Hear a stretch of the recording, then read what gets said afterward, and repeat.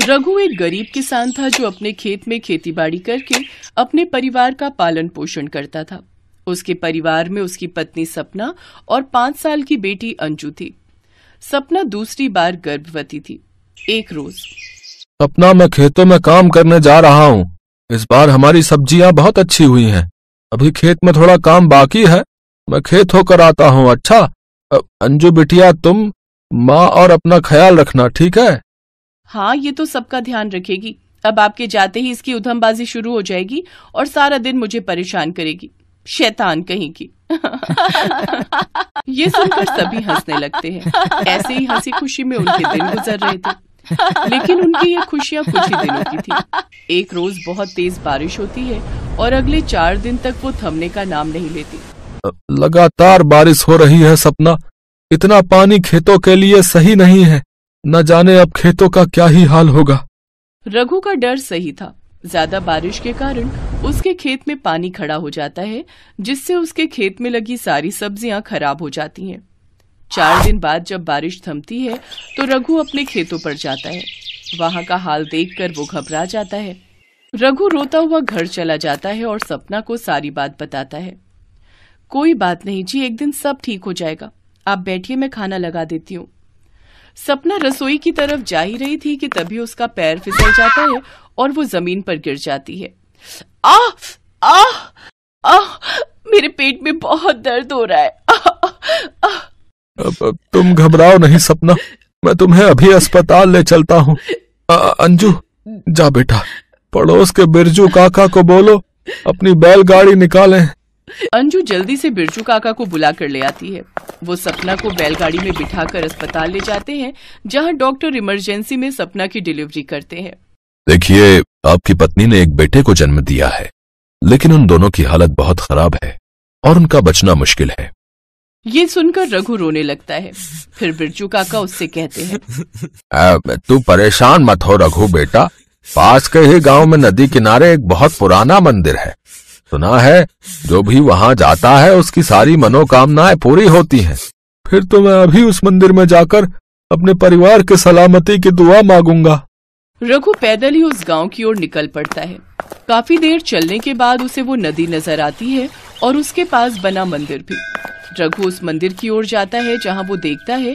तभी एक साधु उससे कहता है, यहाँ वहाँ क्या देख रहे हो बेटा? भगवान के दर पर आए हो, फिर भी सोच विचार में हो। जो मांगना है मांगो, भगवान सबकी इच्छा पूरी करते हैं। रघु आंखें बंद करके भगवान के आगे हाथ जोड़कर अपने परिवार की सलामती मांगता है। बंद आंखों से भी उसके आंसू जमीन पर गिर रहे थे। वो साधु सब देख सुन रहा था। फिर उसे समझते देर नहीं लगी कि ये बहुत जरूरतमंद है। रघु जब वहां से जाने लगता है तो वो साधु उसके पास आता है। ये लो बेटा, ये लौकी ले जाओ।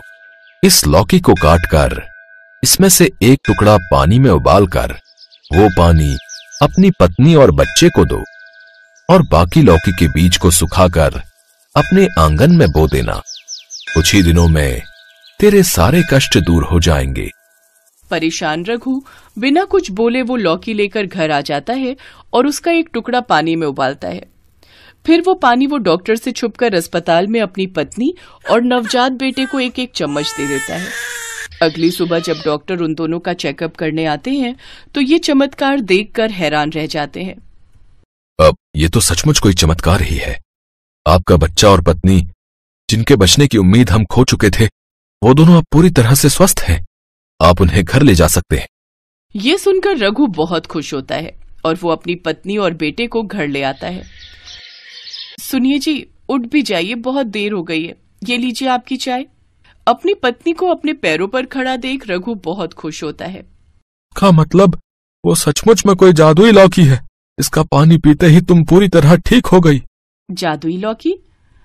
फिर रघु सपना को सारी बात बताता है और उन सूखे हुए बीजों को ले जाकर अपने आंगन में बो देता है। अगले दिन जब वो सुबह उठकर घर के बाहर आता है तो आंगन में लगी लौकी की बेल को देखकर हैरान रह जाता है और जोर जोर से अपनी पत्नी को आवाज देने लगता है।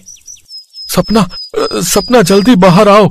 सपना बाहर आती है और वो लौकी की बेल देखकर हैरान रह जाती है।